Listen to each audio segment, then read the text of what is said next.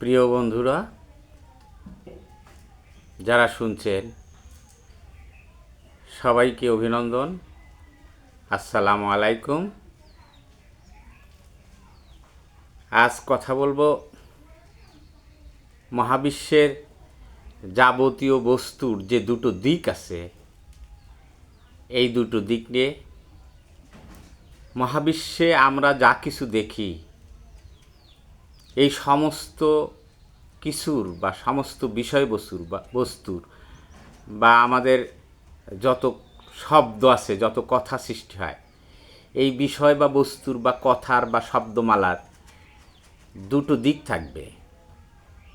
এই দুটো দিক যদি আমরা বুঝতে পারি, তাহলে আমরা অনেক কিছুই বুঝে যেতে পারব। দুটো দিকের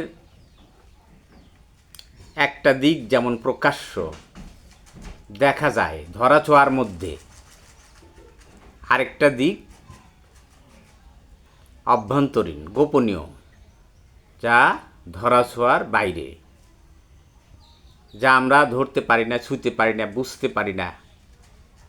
কিন্তু একটা দিক আমরা দেখতে পারি, বুঝতে পারি আমাদের ধরাছোঁয়ার মধ্যে, আমাদের আয়ত্তের মধ্যে। এই দুটো দিক যদি আমরা সব কিছুতেই বোঝার চেষ্টা করি, তাহলে কিন্তু আমরা অনেকটাই সফলতার দিকে এগিয়ে যেতে পারব। এই দুটো দিক দিয়ে আমি আজ ব্যাখ্যা করব আমাদের আরও দুটো দিক, দুটি শব্দ, সলাত এবং সিজদা। এই সলাত এবং সিজদার যে দুটো দিক, সেই দুটো দিক নিয়ে আমি বিশ্লেষণ করব এবং বোঝার চেষ্টা করব সলাতের দুটো দিক এবং সিজদার দুটো দিক, এবং তা বাস্তবায়ন করার বিষয়গুলি আমরা তখন বুঝতে পারব যে এগুলো কি শুধুই কোনো আনুষ্ঠানিকতা নাকি বাস্তবায়নযোগ্য কিছু। এটা বোঝার জন্যই আজকে আমি এই দুটো বিষয়ের অবতারণা করেছি, সলাত এবং সিজদা। সলাত আরবি শব্দ। সলাতের মূল ভাবার্থ হল সংযোগ, মিলন, দোয়া, রহমত, প্রার্থনা, ঝুঁকে পড়া, অর্থাৎ ইবাদত বন্দেগী করা, ঝুঁকে পড়া। মূল কথা হচ্ছে কোনো কিছুর সাথে সংযোগ ঘটানো, সত্যের সাথে সংযোগ ঘটানো, অর্থাৎ আল্লাহর সাথে সংযোগ ঘটানো চেষ্টা করা বা সংযোগ ঘটে যাওয়া, সেটাই মূলত সলাত। আর সলাত শুধু যে সংযোগ, শুধু যে কোনো দোয়া, প্রার্থনা, ইবাদত এর মধ্যেই যে সীমাবদ্ধ থাকবে, সেটা কিন্তু নয়।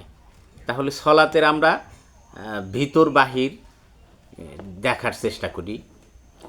তাহলে বাহিরে আমরা কি কি পাচ্ছি, সলাতের মধ্যে আমরা কি কি পাচ্ছি। অর্থাৎ আমরা সলাতের, যেমন আমরা ফার্সিতে বলে নামাজে দাঁড়াচ্ছি, নামাজে দাঁড়ায়ে নিয়মিতভাবে রুকু সিজদা করতেছি, দোয়া পাঠ করতেছি, কোরআন থেকে তেলাওয়াত করে সালাম ফিরিয়ে আমরা সলাৎ শেষ করতেছি। এই সলাৎ তো গেল একটা মানে এইটা দেখা যাচ্ছে যে আমি সলাৎ করতেছি, দাঁড়াচ্ছি, ওঠা বসা, সিজদা করা, এটা আমি দেখতে পারতেছি আর কি।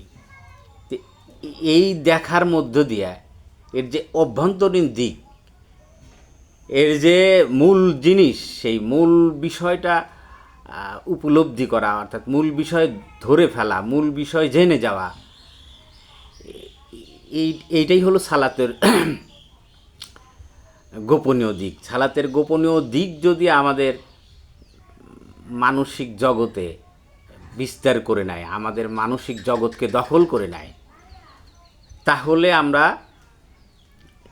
এই গোপনীয় দিকে যদি আমাদের সলাতের মূল বিষয়, এই সালাত যে আনুষ্ঠানিকতা থেকে এর যে মূল বিষয়, আল্লাহ যে যেমন যথার্থ সংযোগ ঘটবে কেমন, যেমন আল্লাহ কোরআনে ঘোষণা করেছে যারা ঈমান আনে এবং সৎ কাজ করে তাদের জন্য রয়েছে জান্নাত, তাদের কোনো ভয় নাই।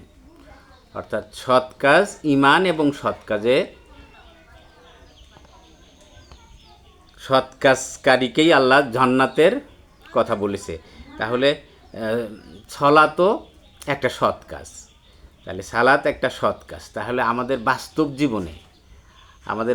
জীবনে আমরা যে সৎ কাজ করব, অর্থাৎ সারাদিন আমরা সকাল থেকে সন্ধ্যা পর্যন্ত বা সারা জীবনে আমাদের এই কাজগুলো, আমরা যে সব কাজ করি, এই সমস্ত কাজ যদি আমরা আল্লাহর ভয়ে শুদ্ধভাবে সঠিক পথে, অর্থাৎ কোরআনে যেভাবে বলা হয়েছে, অর্থাৎ এখানে আবার সিজদার কথা চলে আসে। সিজদা অর্থ সিজদা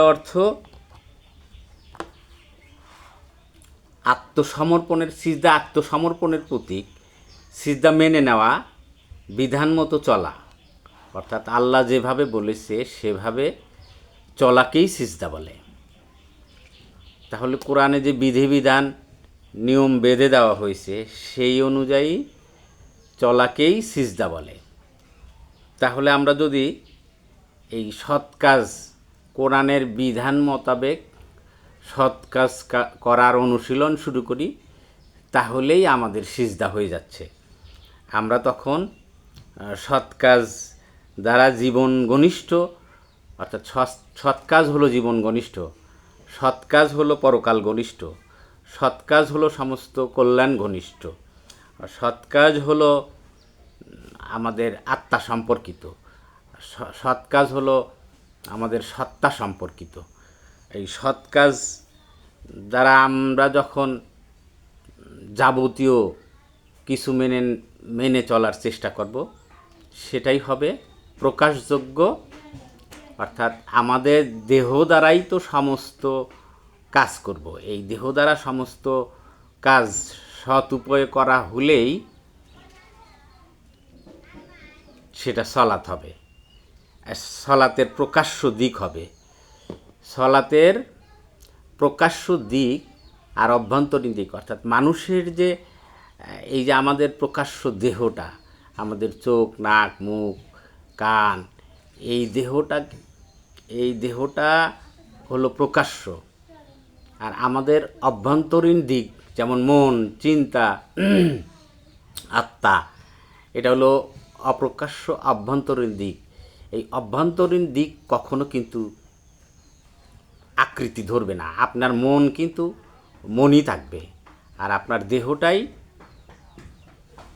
হলো মনের প্রকাশ। অর্থাৎ তাহলে আপনার মন এবং দেহ, এই দুটোকে যেমন পৃথক করা যায় না, এবং এই দুটোকে আবার অনেকেই ভাবতে পারে না, আসলে এই দুটো একই বিষয়। অর্থাৎ মন কখনো দেহ হবে না, আর দেহ কখনো মন হবে না। এই দুটোর সংমিশ্রণই হলো একজন মানুষ। এই দুটোর সংমিশ্রণ, তাহলে আমরা যদি ওখানে সুন্দর সুন্দর বোধ তৈরি হবে, সত্তার বোধ তৈরি হবে, সত্তার উপলব্ধি তৈরি হবে, সত্তার প্রেম তৈরি হবে, সত্তার ভালোবাসা তৈরি হবে। এইগুলি দ্বারা এই দেহটাকে পরিচালনা করলেই সৎ কাজ প্রকাশ্যে আসবে। সৎ কাজ প্রকাশ্যে আসলেই তো সালাত কার্যকারী হবে। আর সালাত কার্যকারী করার উপায়টা হচ্ছে দেহ। এই দেহ যখন সৎ কাজে লিপ্ত হবে, সৎ কাজ বাস্তবায়ন করবে, সৎ উপদেশ শুনবে, সৎ উপদেশ দিবে, সৎ চিন্তা করবে, এগুলোই হলো তখন সালাত প্রকাশ্য রূপ ধারণ করবে। আর সালাত প্রকাশ্য রূপ ধারণ করলেই সমাজে কল্যাণ চলে আসবে, সমাজ এক কল্যাণমূলক সমাজ তৈরি হবে। প্রকাশ্য দিক আমরা যেমন ধরতে পারি, দেহকে ধরা যায়, ছোঁয়া যায়, কিন্তু মনকে ধরা যায় না, ছোঁয়া যায় না। সে অধরাই থাকবে, কিন্তু দেহকে ধরা যাবে। তাহলে এই দেহকে আমাদের সেই অভ্যন্তরীণ বোধ দ্বারা, সত্যবোধ, কোরআনের বোধ, হাদিসের বোধ, এই বোধ দ্বারা এই দেহটাকে পরিচালনা করার নামই সালাত। আর যতক্ষণ না আমরা কোরআন হাদিস, এই যে সত্যবোধ আমাদের ভিতর যে জন্মাবে, সে অনুযায়ী না চলব, ততক্ষণ আমাদের সালাত হবে না। আর সালাত না হলে আমাদের কোনো কিছুই হবে না। তাই আর এইভাবে চলায় আমরা যদি অভ্যস্ত হয়ে যাই, তখনই সেটাকে সিজদা বলে। অর্থাৎ আল্লাহর আনুগত্য মেনে নেওয়া, আল্লাহর বিধান মেনে নেওয়া, আল্লাহর সার্বভৌমত্ব মেনে নেওয়া, প্রতিটা হুকুম পালন করা, সুন্দর জীবন ব্যবস্থা, কল্যাণময় জীবন ব্যবস্থা, এক জান্নাতি জীবন ব্যবস্থা, এখান থেকে শুরু করলেই তবেই আমরা জান্নাতি বিষয় বুঝতে পারবো। আর এভাবেই সিজদা হয়ে যাবে। আজ আমি এই সলাত এবং সিজদা, আজকের এই ভিডিওর পরে আমি অর্থনৈতিক বিষয়গুলো নিয়ে যে সব ভিডিও আমি বানানো শুরু করব আজকেই। এই জন্য আজ সলাতের গুরুত্বপূর্ণ বিষয়, অর্থাৎ প্রত্যেক বিষয়ের অভ্যন্তরীণ এবং প্রকাশ্য দিকটা বোঝানোর চেষ্টা করলাম। আসলে শব্দের যেমন প্রকাশ্য দিক, একটা শব্দ সালাত, যেমন সিজদা, নামাজ, রোজা, হজ, জাকাত, মানুষ, ঘর বাড়ি, সব কিছুরই দুটো দিক থাকবে, একটা অভ্যন্তরীণ দিক আর একটা প্রকাশ্য দিক। এটা চিরস্থায়ী। এই দুটো দিককে এক ভাবার কোনো উপায় নাই। সমস্ত বস্তুকণারও যেমন একটা প্রকাশ্য দিক থাকবে, একটা গোপনীয় দিক থাকবে। এই দুটো দিক যত আপনি ভালো করে বুঝে যেতে পারেন, ততই আপনার কল্যাণ, আপনার মঙ্গল। এই দুটো দিক বোঝা খুবই দরকার। এই জন্যই আমার অর্থনৈতিক বিষয় যখন আমি বলা শুরু করব, এই দুটো দিক বোঝা থাকলে আপনাদেরও বোঝার সুবিধা হবে। এই জন্যই আজকে সালাত এবং সিজদা নিয়ে কথা বললাম এবং এই দুটো দিক বোঝানোর চেষ্টা করলাম, যে অভ্যন্তরীণ দিক এবং প্রকাশ্য দিক। আপনারা আমার মনে হয় বুঝতে পেরেছেন যে আসলে আমি কি বোঝাতে চাইলাম আর কি বোঝাতে চাই। অর্থাৎ বস্তুর দুটো দিক চিরস্থায়ী। তাই আপনার মানসিক অবস্থার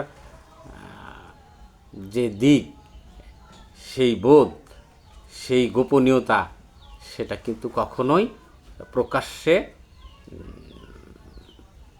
আকৃতি ধরবে না, সিম্বলিক হবে না। অর্থাৎ আপনার এই দেহটাই, এই দেহ সিম্বল দ্বারা সেই বোধকে বাস্তবায়ন করা। তো আমরা তো সামান্যতম সুন্দর বোধকে সামান্যতম বাস্তবায়ন করতে পারি না। কোরআনে আল্লাহ যত সত্য বোধের কথা বলেছে, সেই বোধগুলো যেমন সূরা ফাতিহাতে আলহামদুলিল্লাহি রাব্বিল আলামিন, যেখানে বলা হয়েছে হামদ, সকল প্রশংসা আল্লাহর। আর আল্লাহ, এই প্রশংসা আল্লাহর, আর যিনি সারা জাহানের পালনকর্তা, মালিক, জগৎসমূহের মালিক। এই যে জগৎসমূহ অর্থাৎ বলা হচ্ছে যে বিশেষ মনোজগতের রব। অর্থাৎ আমাদের মানসিক অবস্থায়ও যে অজস্র স্তর তৈরি হয়, সেই মনোজগৎসমূহেরও পালনকর্তা রব আল্লাহ।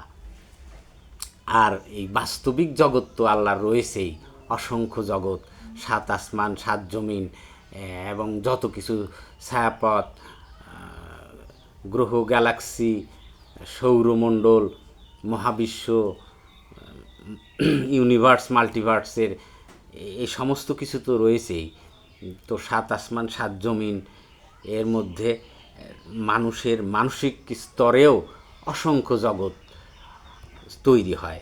এই অসংখ্য জগতেরও রব আল্লাহ। তাই জগৎসমূহের এই যে অভ্যন্তরীণ যে মানসিক জগৎ, এই জগৎ সম্বন্ধে আমরা তো কিছুই জানি না। তাহলে আমরা সেগুলো যত জানার বোঝার চেষ্টা করব, অভ্যন্তরীণ দিক যত জানা বোঝার চেষ্টা করব, তখন বাহিরের দিকটাও আমরা সেটা প্রতিফলন ঘটাতে পারবো। আর আমরা বাধ্য হব স্রষ্টামুখী হওয়ার, স্রষ্টার বিধান মেনে নেওয়ার, স্রষ্টার সাথে স্রষ্টার প্রেমিক হওয়ার। আল্লাহ এই তৌফিক সবাইকেই দান করুক, আমিন। আজ এ পর্যন্তই। আসসালামু আলাইকুম ওয়া রাহমাতুল্লাহি ওয়া বারাকাতুহু।